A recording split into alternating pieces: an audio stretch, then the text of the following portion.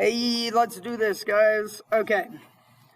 I was going to just start where it said the review, but actually these are two pretty good questions.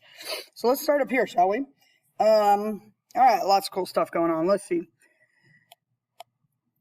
Y equals, that represents the position of a y-axis at time t greater than 0. V is the velocity, A is the acceleration. Without a calculator, find. Okay, so first of all, let me go ahead and do my equations here. So this is the position equation. This is the velocity equation. So that's going to be 3t squared plus 3, because that'll be positive 3, t to the negative 4. And then the acceleration equation would be 6t minus 12t to the negative 5. Okay? And we're just evaluating all these at time 2. So without a calculator, here we go. This would be 2 to the third minus 2 to the negative third. Remember, on a free response, I can leave it like that. I could also say 8 minus 1 over 2 to the third is 8. And, I mean, we can figure that out, but I'm not going to. The velocity at 2 would be 3 times 2 squared and 3 and 2 negative fourth. Okay, 2 squared is 4 times 3, that's 12. Plus 3 over 2 to the fourth is 16. And again, we can do stuff with that. And then the acceleration at 2 is going to be 6 times 2 minus 12, 2 to the negative 5. So it's going to be 12 minus 12 over 32, which I'm sure reduces, but whatever. Okay? This one doesn't have units, but if it did, it would be like feet per second squared, something like that. Okay? Okay, use your calculator to find. Now, I like this, all right, because we have some inverses here. G and G inverse. So, remember to just follow the pattern. G inverse prime of 2 is 1 over G prime of something, okay? And we got to find this, like, magical point, right? That's what I call it, or this inverse point, or whatever. And so, off to the side, here's what I want you guys to write. G inverse of that, not prime, but regular, G inverse of 2 is something. So, G of something is 2, all right? I don't have any information about G inverse. I don't know what that is. But G of something is 2. That means there's something that's going to make that 2. Okay? I have a feeling this is not a guess and check one, which is why I said to use a calculator. So let's go ahead and do that. Let me pull up my calculator real quick here. Okay, so in my y equals, I'm going to go ahead and put my equation, which is the square root of x to the third plus 2x plus 5, okay? And I'm actually going to put in y2, I'm just going to put the line 2, because again, that's how I know that these are going to be equal. I want to know where that equals 2 to get this like point right here, okay? Let's go ahead and graph this. Ooh, fun. And I can probably do this by calculating an intersect point, I'm thinking. Okay, and I just go first curve, second curve, guess. And there's my intersection. So it's negative, so let's go ahead and write this down for my point. Negative 0.453. Negative 0.453. Okay, now, let me show you guys something cool real quick. Once I do that intersection, if I don't do anything else on my calculator, right now, that automatically stores that number in x until I go do something else. So I might use x instead because then it'll be more accurate, you know? Anyway, so that was this little point that worked, right? So g prime of 2 is 1 over, and then it's the derivative of g at negative 0.453. Okay? So now, if I go back over here, I could do this from the graph, I suppose. I could do calculate the derivative of this function at, I don't think it'll let me put x, will it? X equals x, let's see. Oh, it did. No, it didn't. That's not the right x, that's not what it was. It was 0.453. That's okay. All right, so I could go calculate the derivative of g at, it was negative 0.453. Okay, and the derivative is right up here. So remember, though, that this is 1 over that, you know? So I guess I could go 1 over, and then that number that I just got. Anyway, that's how I could do all this with a calculator. 1.519. You know, I had to approximate it and stuff a little bit, but as long as you guys get the idea, we'll look at some more inverse questions too, okay? Okay, sweet. Let's take a look at a couple of these questions here. Find the derivatives without using a calculator. This is a very big majority of the test is going to be this stuff right here. Let me actually grab this paper. 1 second. So I can give myself some more room, okay? All right, let's take a derivative here. Think of the square root as to the 1/2 power, right? So it's 1/2 to the negative 1/2, okay, times the derivative of the inside. The derivative, so that's my chain rule right here, and the derivative of the inside is 2x minus 1. All right? We're probably not necessarily going to simplify these. The only thing I can think of anyways is that would move down to the bottom, but that's good. Let's see here.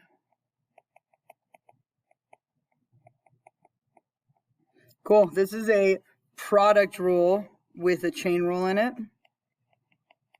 So it's derivative of the first times the second plus first times derivative of the second. Now, when I do derivative of the second, this is the chain rule, okay?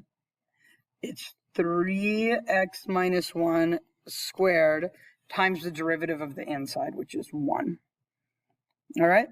Let me just clean this up a little bit. So I'm just going to go ahead and write 3x x minus 1 squared.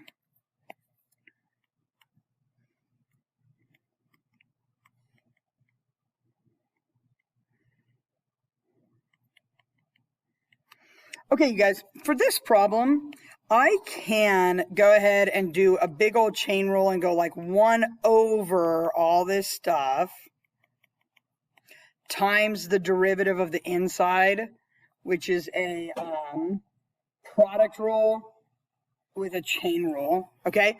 And I could go ahead and do that. But there's actually an easier way. So anytime I see an ln problem, I kind of just ask myself, is there a way to use log or ln properties to make this a little bit easier? Okay, so we're going to go like this. First of all, this is multiplied, so I could split this up to ln x squared plus ln cube root x plus 1. All right. And then they actually both have exponents, a 2 and a 1/3. I actually can bring those down front. So this is 2 ln x, and I can bring that down front, and that's 1/3 ln x plus 1. And then this is so much easier to take the derivative of. Now look, this is still y. Okay, I haven't actually taken a derivative yet. At this point, it goes like this, 2. And then derivative of ln of x is 1 over x. And then 1/3.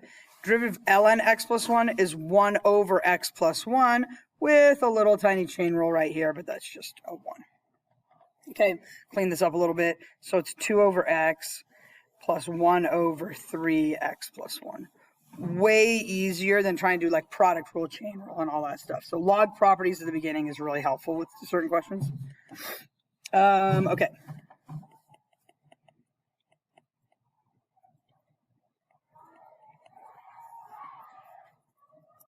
All right, guys, here we go. We got a product rule.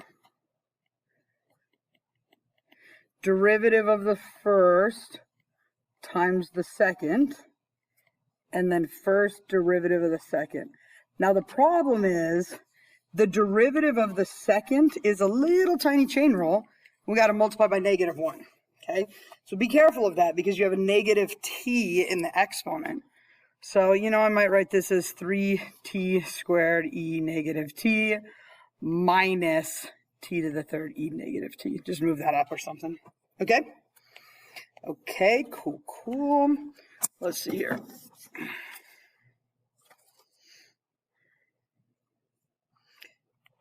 Four log base 6 x squared plus 1 to the 6th to the 3rd. Okay.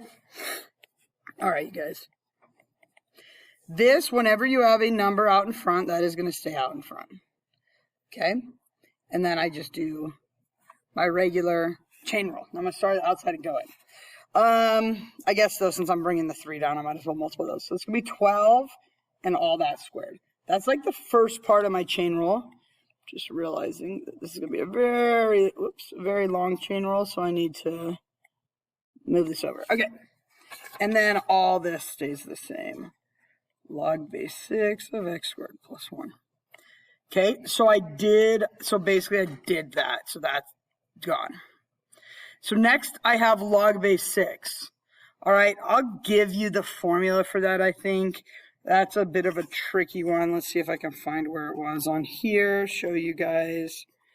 Oh shoot, it was in, it was over here. There we go. So log base anything, the derivative is 1 over x ln a. So you just do, you divide by ln of the base. Okay, so I'm still doing chain rule. So it's 1 over that. And then because it's log 6 instead of ln, I just put a ln 6 on the bottom. And then, so that's like that part. And then I have to put this in there, x squared plus 1, 2x. All right. Okay, cool. And then that really doesn't simplify at all, so I'm just going to leave it like that. Looking crazy.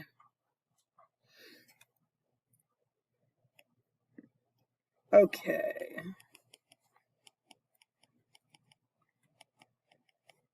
Try to get these memorized as soon as you can.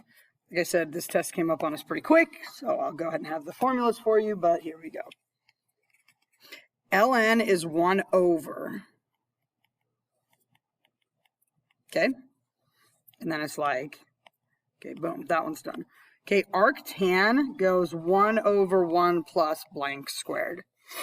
All right? And the thing that's inside here is 2x. And then the derivative of 2x is 2. Okay?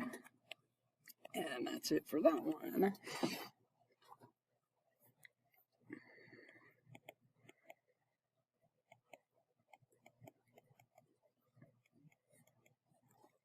Okay, I actually really like, let me move this, that they put these two questions together. This is cool.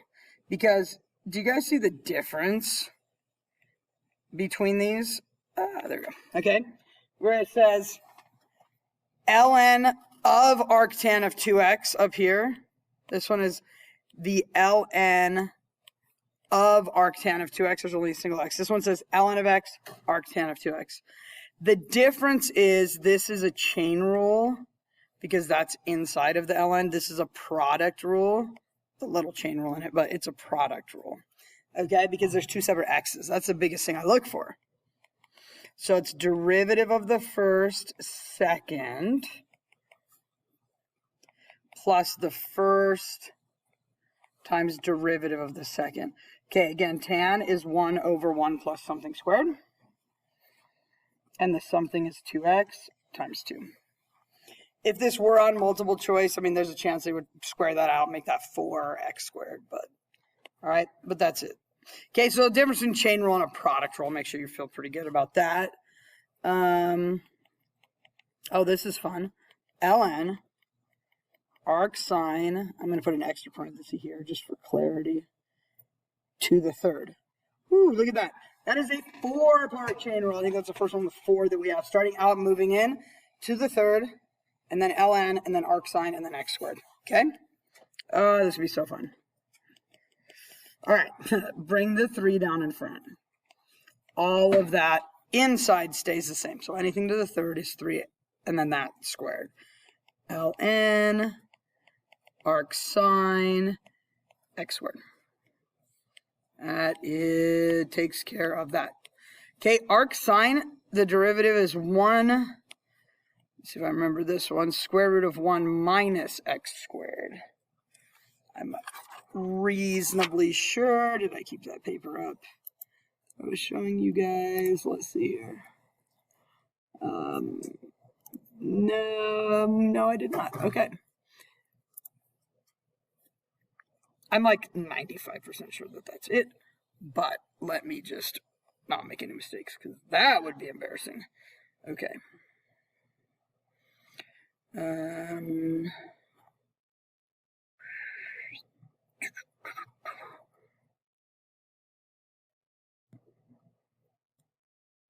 So derivative inverse, where's derivative inverse trig? Aha, okay. Boom. Boom. Okay, there we go. So 1 over square root of 1 minus x squared. And then cosine is just negative, same thing. Tangent is the one that's a little different. All right, cool, cool. Okay, and so this will be like x squared squared. So that does the arc sine. And then the derivative of x squared is times 2x. Okay, just big, huge, long chain rule. So fun. Okay.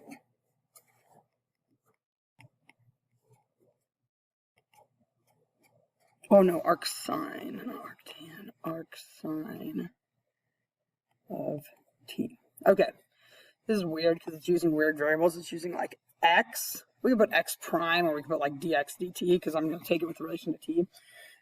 Anyway, all right, derivative of cosine is negative sine, okay, times the derivative of the inside, which is 1 over the square root of 1 minus t squared, okay? Now, do they want us to simplify sine and arc sine? I mean, I would be careful of that because that only works between certain parts of the quadrants. So if I don't have to simplify, I'm not going to simplify that. All right? I'm going to leave it just like that. Okay. And then arc tan v minus 1 squared. All right, so my derivative is 1 over 1 plus blank squared. Yeah, I think it means, I'm just like checking, but I think it means the arctan of that. Because if the arctan was squared, it would be there. Okay, so anyway, so then in here, I put the v minus 1 squared, right? Then times the derivative of the inside. So now I got to do times the derivative of this, which is going to be 2v minus 1 to the first, and then the derivative of the inside, which is just 1. Okay? You could change that to the fourth. If it was multiple choice, it would probably do that. All right, very cool. On to some fun ones. Okay, so that was just a bunch of just taking of derivatives. Okay, things that you're going, well, yeah, let's go and do this. Equation for the tangent line.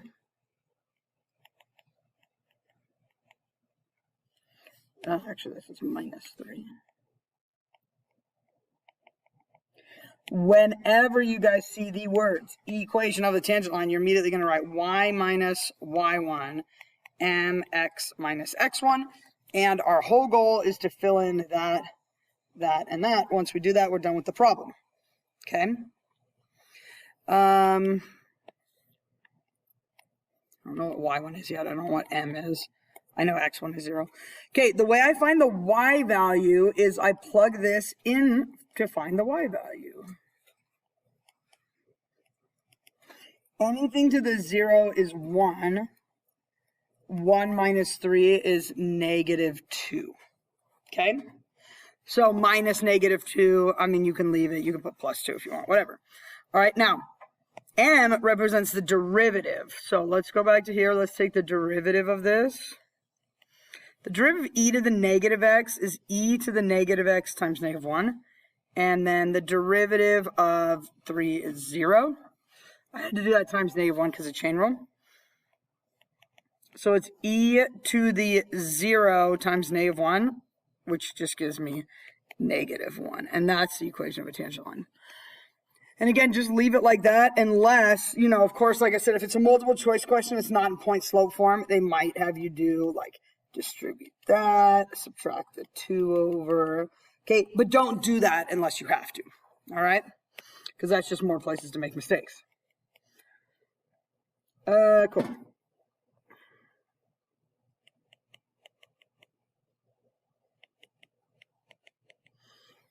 You're definitely going to need to know how to do implicit differentiation. This is where the x's and y's are messed up. Or mixed up, I should say. Not messed up, mixed up. It goes like this. The derivative of x squared is 2x. This is a product rule. I'm going to let negative x be the first product and y be the second product.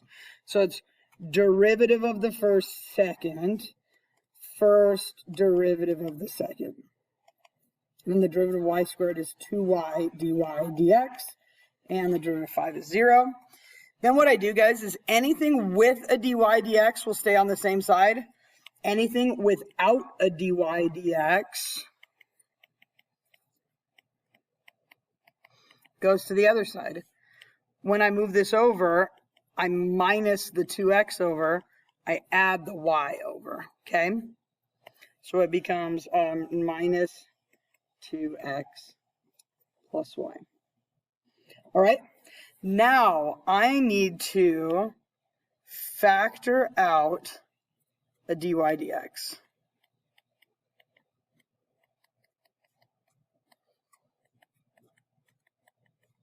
And then I divide this over. All the way over negative x plus 2y. And that is my answer for dy dx. Okay? Okay. Here we go. Another equation of a tangent line question, but this one including implicit differentiation. Okay. Okay, here we go. Derivative of the first, or no, sorry, I made that sound like product rule. Derivative of x squared is 2x. Derivative of 2y is 2 dy dx. Derivative of y squared is 2y dy dx, 0. Okay, now you guys, I'm given these points. This is an x and a y. You can actually plug them in right now, or you can solve for dy dx like we did on this last one and then plug them in. So it's completely up to you which way you want to do it. I think I'll solve for dy dx and then plug them in. So I would subtract the 2x to the other side. Okay, so I'm subtracting that over. I'm factoring out a dy dx. I'm going to do that in the same step if y'all don't mind. And then I'm dividing this over. Okay, so here's what I get. Dy dx is negative 2, and then x is 1. And then 2 plus 2 times negative 2. So it's negative 2 over 2 minus 4. So that equals 1. All right, so that's how I can find, oh, okay, I thought it was just asking me for a slope, but it said equation of a tangent line. I always go back and reread at the end. It's a good thing to do like when practicing for the AP test. Y minus y1 equals mx minus x1. Okay, just to make sure I got that right. That m was my slope there. Okay, here's a trig looking one.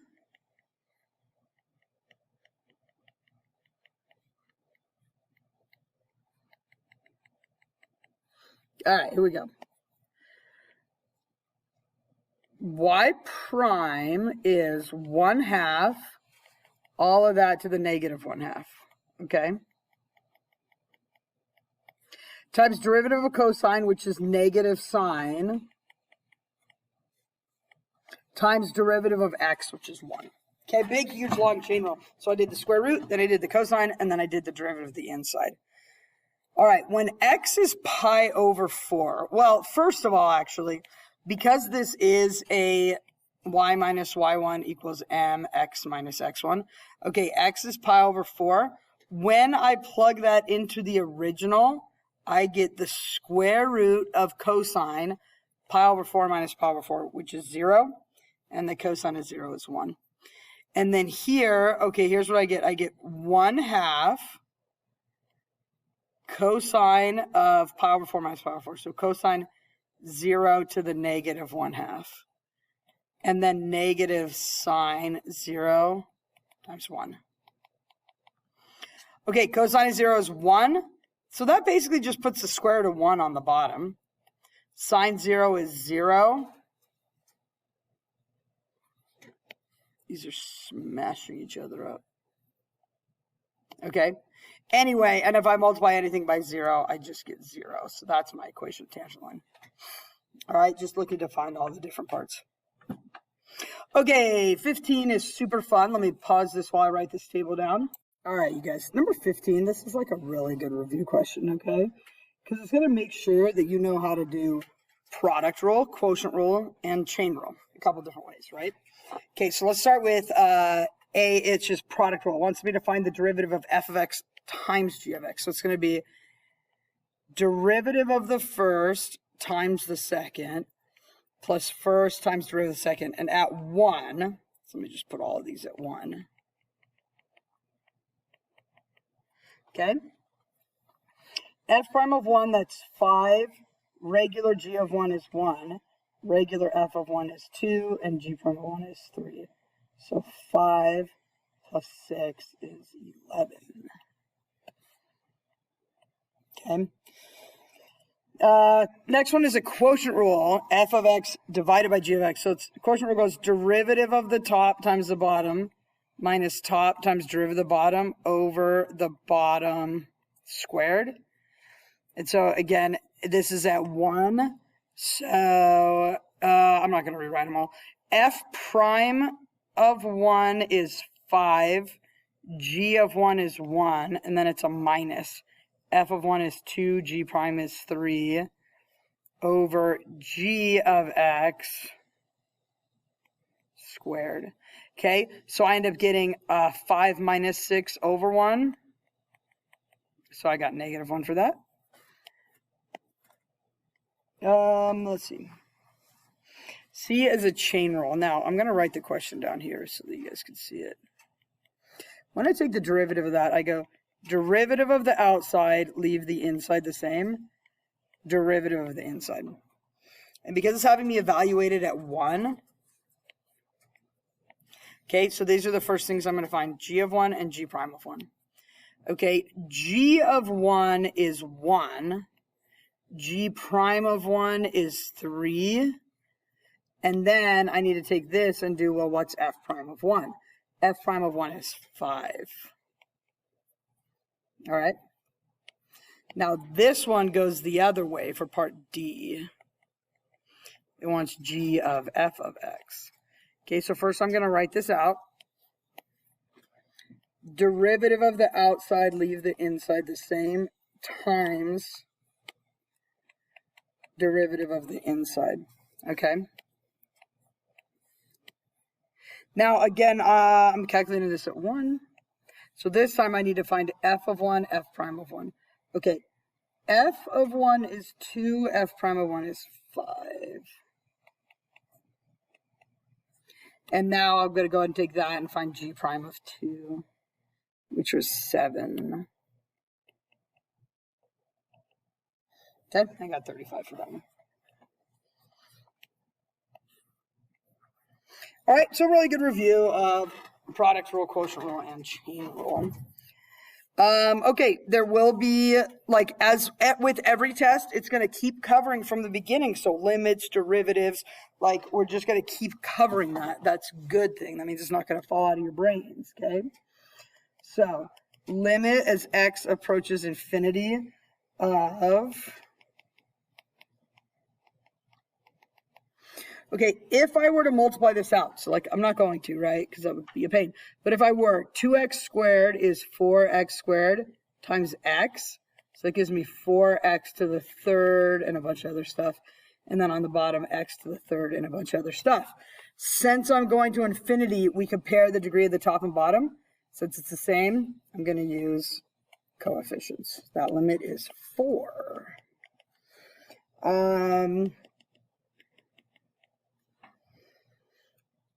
Oh, I was like, that's the same question. Not exactly.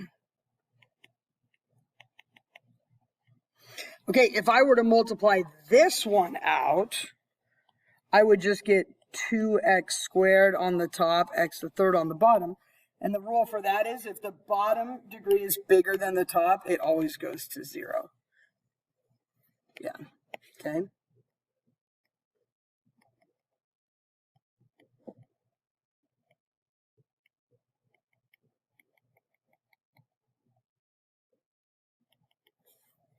All right, you guys remember that with numerical limits, the first thing we want to do is just plug it in and see if it works. So I need to figure out what's arctan of 1. Oh, whoops, on the bottom that was supposed to say x plus 1. And then 1 plus 1. Okay? All right, I think we talked about this in class. The only one, I mean, not like the only one, but kind of, that I've seen you have to evaluate is like arctan of 1. Let's talk about what that means, okay? So just off on the side here. What does arctan of 1 mean? Okay, well, it means where does tangent of something equal 1? And if I go and I look at my chart, where does tangent equal 1? Pi over 4. And this one's being pretty easy with us because it's not like making me worry about quadrants and stuff with the arctan stuff. So basically, the tan of pi over 4 is 1. So arctan of 1 is pi over 4. And then 1 plus 1 is 2. Oh, free response test. Boom. Leave it like that. Do not try to simplify it, guys. Free response test, leave it. Multiple choice test, I would go, okay, that's 2 pi over 4, which is pi over 2. And then I'd be like, well, pi over 2. So if I multiply by the reciprocal, the final answer is pi over 4. But I might have simplified that wrong. So I'm not going to take it past this point unless, you know, it's multiple choice. All right. Whew. Ooh, we chilling. Okay, here we go. We are moving right along. 19.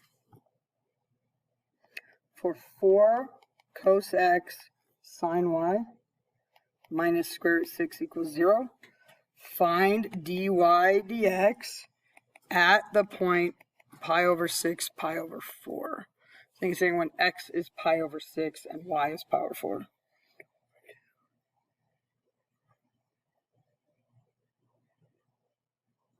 Okay. Find the derivative at that point. All right, cool. I'm going to do a product rule. I think I'm actually just going to leave the 4 out to not confuse me. And then I'll just do my products right here. Okay, the derivative of the first, derivative of cosine is negative sine times the second. And then the first, and then derivative of the second. That's going to be cosine y dy dx. Okay? I didn't have to do that on derivative of the first because this was like dx dx. So I don't really need that. That's dy dx. So I do. The derivative of a constant is 0. Okay? I'm going to go ahead and plug all this stuff in right now because I think that sounds so fun. All right. Actually, let me do it like this. This is the x coordinate. Okay? Yeah, we'll do that. The sine of pi over 6, if I go look at my chart, sine of pi over 6 is 1/2. Okay? The cosine was root 3 over 2.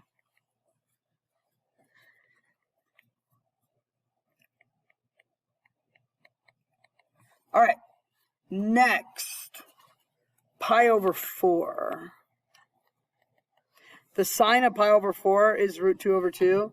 The cosine of pi over 4 is also root 2 over 2. So, this is very strange. Okay, I get 4 times negative root 2 over 4 plus root 6 over 4. Root 2 over 4.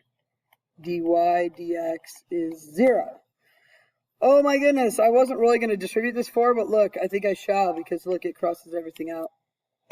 So negative root 2 plus root 6 dy dx is 0. Add that over. root 6 dy dx is root 2. Dy dx is square root 2 over square root 6, which would be an acceptable answer, or 1 over root 3, or any number of things that are equivalent to that. Okay? Whew, not bad. All right, inverse question. Inverse question. Make sure you guys look for these. We like the inverse questions. 2, 1 is a point on the graph of f. You know what that makes me want to write? F of 2 is -1. F inverse of -1 is 2. That's my like magic point right there. Okay? That's what that tells me. Find f inverse prime of -1. Well, that's going to be 1 over f prime of, and f inverse of -1 equals what? F inverse of -1 equals 2. Okay? Now, it gave me an equation for f.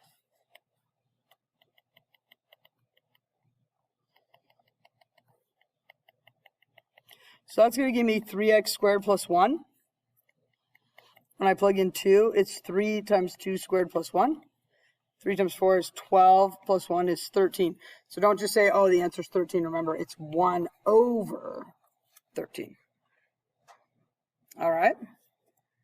Nice. Good inverse question. Okay, here's another inverse question.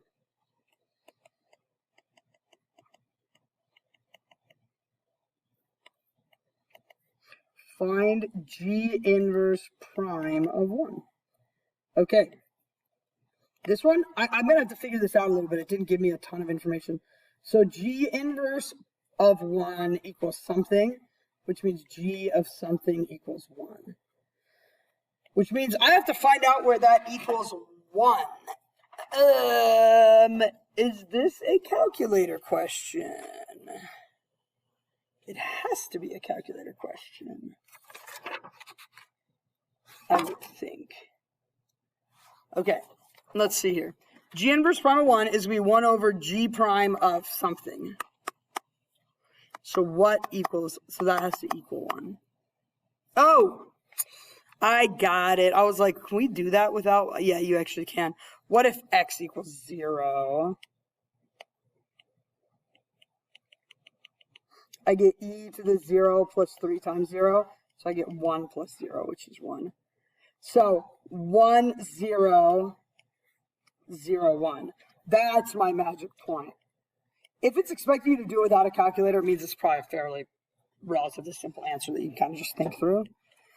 Okay, so 1, 0. So the derivative at 0, so let's take this, g prime, the derivative e to the x is e to the x, the derivative of 3x is 3.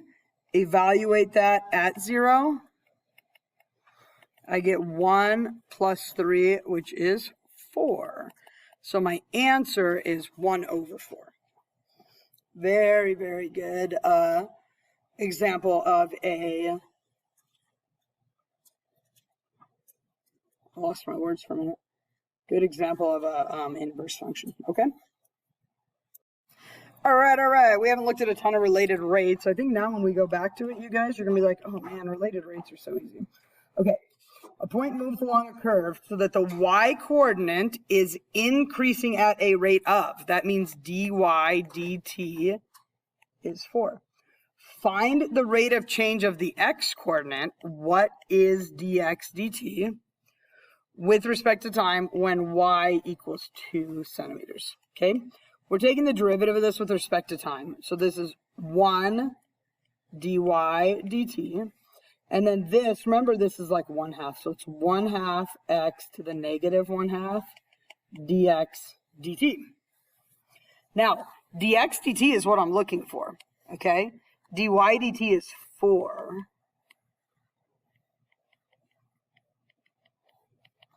But how do I know what x is? Well, I got to find that. And I can actually do that by saying, oh, if y is 2, what's x? So let me come over here. If y is 2, square both sides, x equals 4. All right? And now I have to solve this. Okay. 4 equals 1/2. Okay. You guys, negative puts it on the bottom. And 1/2 is square root, so it's a square root of 4 on the bottom. And I'm just going to go like this and say that the square root of 4 is 2. So 4 is 1/4 times dx dt. And then I'm just going to go ahead and multiply by 4 on both sides to solve that.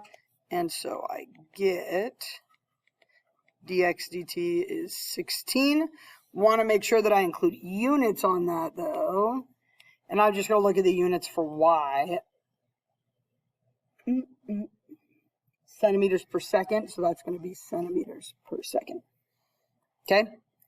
Pretty straightforward, the related rates, I think. Okay, a block of ice is exposed to heat in such a way that the block maintains a similar shape as it melts.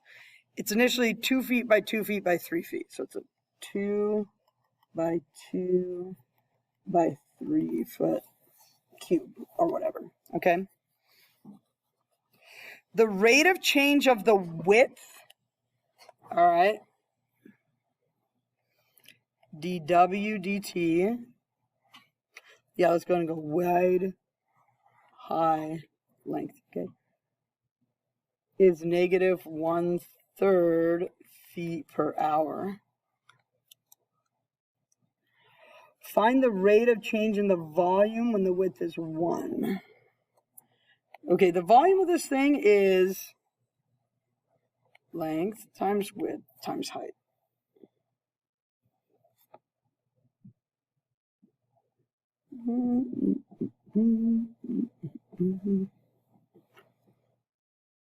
This does not want me to do a 3-part product rule. Let's think for a minute.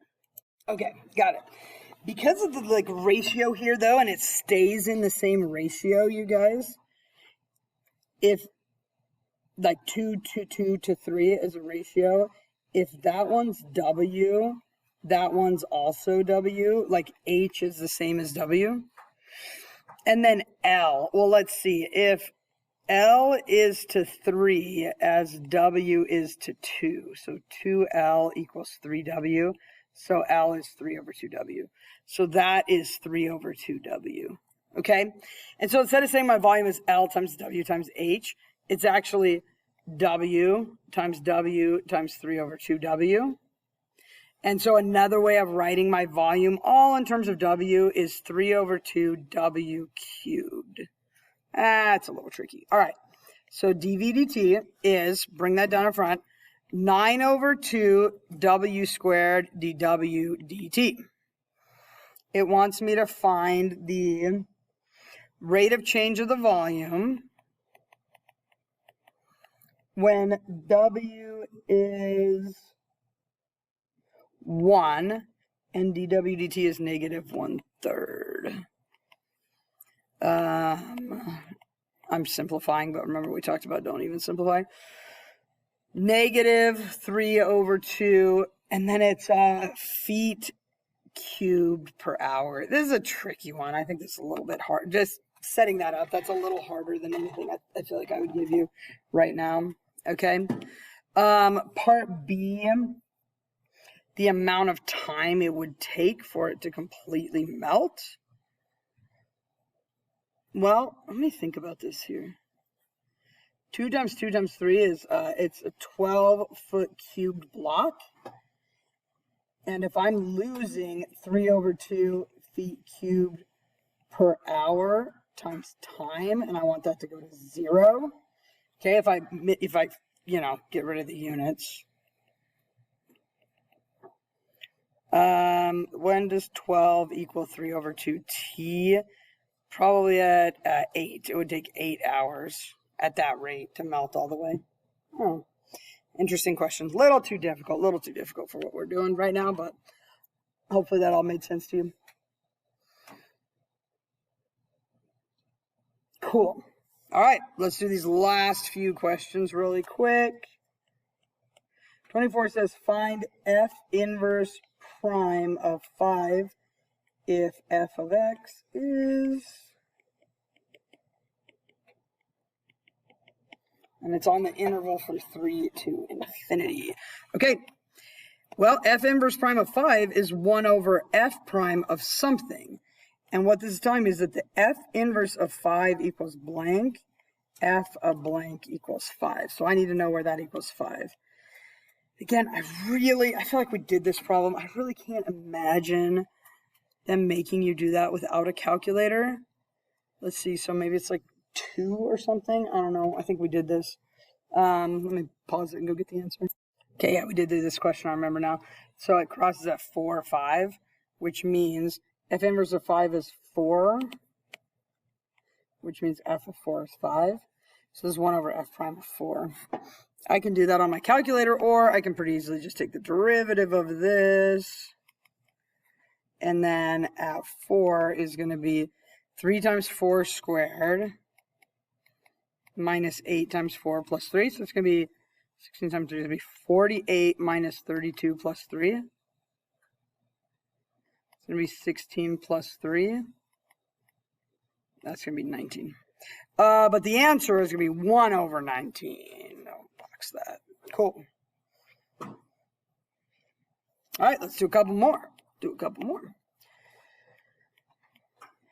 Y is e to the x squared minus 1. If I want to take a double derivative of this, my first derivative is e to the x squared minus 1 times 2x. Okay? My second derivative, I now have to go to a product rule, right? So it's derivative of the first times the second. This is derivative of the first, because I had to do a chain rule, times the second. And then the first times derivative of the second, which is just 2. And then you can combine like stuff if you needed to. Okay, the derivative of this. All right, I can't use ln rules to separate this, sadly. It would have to be that over x would have to be inside there to use ln rules, so I can't do that. So I'm just going to have to hardcore quotient rule this bad boy. Derivative of the top, derivative of ln is 1 over x squared minus 1 times 2x, times the bottom, minus the top, derivative of the bottom over bottom squared. Am I simplifying that? Heck no. Absolutely not. Okay, and then here's an implicit one we'll do real quick. All right.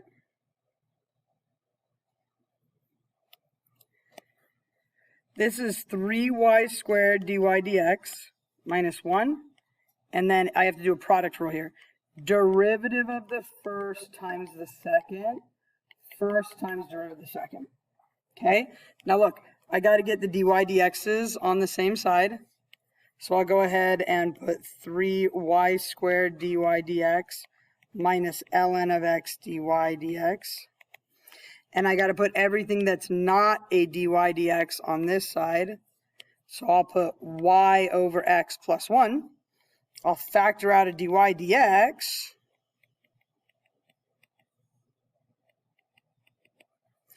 And then I'll just divide by 3y squared minus ln x. And I am not planning on simplifying that. Okay?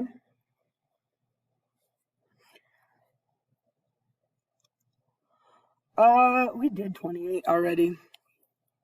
Somewhere. So I don't want to really do that again. We also did 29 through 32, but I do want to do those again, actually. A constant to a constant.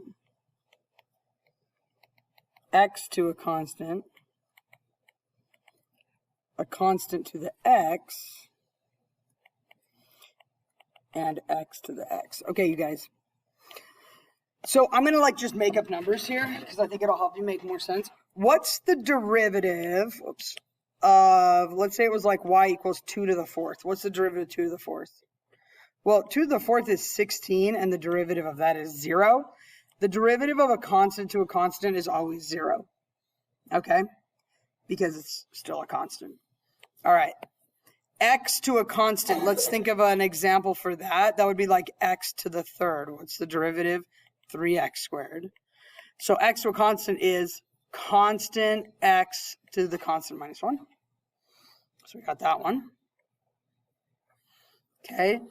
This next one here, a constant to the x. Let's do like 5 to the x. You guys remember that? The derivative of a constant to the x is 5 to the x ln 5. So this is going to be 5, well, not 5 because c. C to the x ln c. That's just the rule for that one. All right, guys, the last one, a variable to a variable. This is the kind of weird one we talked about where you do logarithmic differentiation, where basically I need to bring that down because I don't have a rule for a variable to a variable. So what I do is I take the ln of both sides. And then that x can move down in front. And I do at this point implicit differentiation, right? 1 over y dy dx. And then derivative of the first times the second, first times derivative of the second. Okay, so that simplifies to like ln of x, and then x over x cancels to just give me 1. So to solve for dy dx, I basically, though, just have to multiply y on the other side. Now, I've seen multiple choice problems where it just puts times y, like I've seen that. I've also seen problems where it's put times x to the x, because that's what y is. Okay, so that one's tricky, but hopefully you know all of the other rules. My last few minutes, you guys, I'm just going to show you a couple things that you need to know how to do. You need to know how to do derivatives on the calculator. It's like easy money. Like, it doesn't matter how, you know, crazy that is. Okay, let's like say it's like that. That's fine. It doesn't matter. All you have to do is go from the home screen. You can go math 8, because that's where derivative is. All right. Write in your equation. I think I made it crazy. So it was like ln of sine of x squared plus 1, parenthesis, parenthesis. And I'm evaluating that at 4. Dang it. How did I was like, I should probably check this to make sure this is actually a real answer. I don't know. What should I evaluate this at? It's because, okay, so let's evaluate it at 2. Let's pretend I made it at 2 instead. Jeez Louise. Dang it. That's what I get for making up questions, right? How about let's evaluate it at negative 0.5. Yay! Okay, I got one to work. All right, sorry, I should have been more careful because ln and sine have weird restrictions and stuff. Anyways, you guys get the idea, okay? So you need to know how to do that. All right, cool. Let's see what else.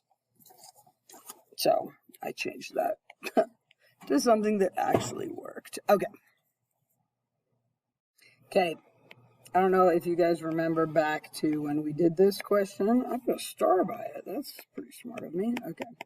It's a really good question. Okay, so let's take a look. Let me show you which one we're working on here. This is, it's in your packet, but you can just kind of watch. Do this right here. Okay, that's the one I'm looking at. This was in lesson assignment 3.5. Okay, let's just like focus on that real quick. All right, let f and g be inverse functions such that, blah, blah, blah, blah, blah. Okay, so here's how I would do this. I'd say, okay, g prime of negative 1 is 1 over f prime of something, right? Now, before I can figure out what the f prime of something is, I have to write like this. So g, so take off the prime. Use a smaller pencil. Okay, so g of negative 1 equals something means f of something equals negative 1. So I go look over here. F of something equals negative 1. None of those equal negative 1, so that's not possible. Okay? So for A, I'm just going to say not possible. So let's look at B. Okay, G prime of 0. All right, G prime of 0 is 1 over F prime of something, right? Off to the side, I'm going to write Okay, g of 0 is something. That means that f of something is 0. And if I go look, sure enough, right here, f of -1 is 0. So g of 0 is -1, which means I put a -1 right there. Now, do I know what the f prime of -1 is? I sure do. It's 2, so this goes to 1 over 2. Okay? If you want to like pause it and try these other two real quick, that's not a bad idea. I'll show you how to do these though. Okay, g prime of 1 would be 1 over f prime of something. And then I go, all right, g of 1 is blank, which means f of blank is 1. Sure enough, right here, f of 0 is 1. So that's 0. And f prime of 0 is 1/5. So this is 1 over 1/5, or just 5. Okay, g prime of 2 would be 1 over f prime of something. And I go, g of 2 is blank, so f of blank is 2, and that is not here. F, I don't have the information for that. So this one is not possible. All right. And then my last one, I made a lot of stuff here. Let's see if I can erase this. Okay. This is 1 over f prime of something. Now, my point is g of 3 is blank, so f of blank is 3, which is there. F of 1 is 3, so g of 3 is 1.